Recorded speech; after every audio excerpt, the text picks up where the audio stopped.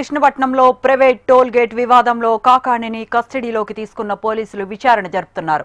Port road లో private toll gate ఏర్పాటులో కాకాణి ప్రమేయంపై ఆరా తీస్తున్నారు.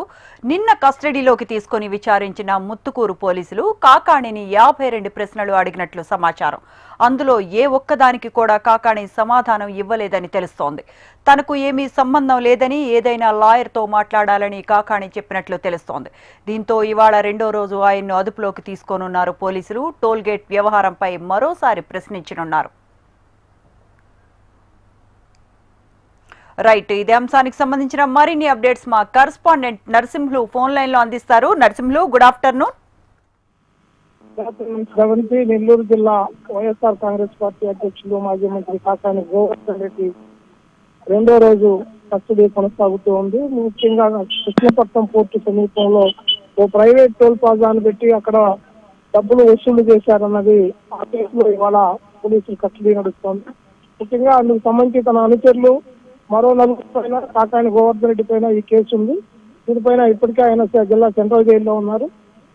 గత 3 రోజులుగా ఈ పీటీ వారెంట్ మీద పోలీసులు కృష్ణపట్నం పోలీస్ స్టేషన్ సంబంధించిన పోలీసులు ఆయన్ని విచారిస్తూ ఉన్నారు.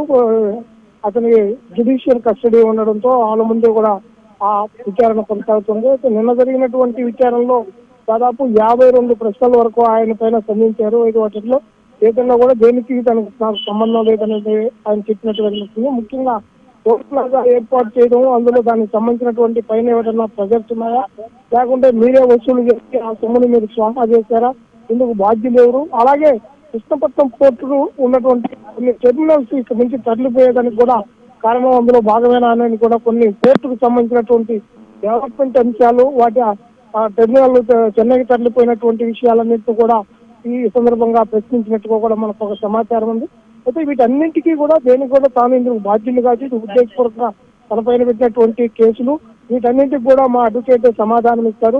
ఇందులో ఏ ఒక్క దాంట్లో కూడా తన ప్రమేయం లేదని కూడా కాకాని గోవర్ధన్ రెడ్డి చెప్పినట్టుగా కూడా మరోవైపు కూడా మనకున్న ఒక సమాచారం ఉంది. మొత్తంగా మరికొన్ని ప్రశ్నలు సంధించి ఈరోజు వాళ్ళకి అవసరమైనటువంటి ముఖ్య సమాచారాన్ని కాకాని గోవర్ధన్ రెడ్డి నుంచి తీసుకునేందుకు పోలీసులు ప్రయత్నాలు చేస్తున్నట్టుగా తెలుస్తోంది.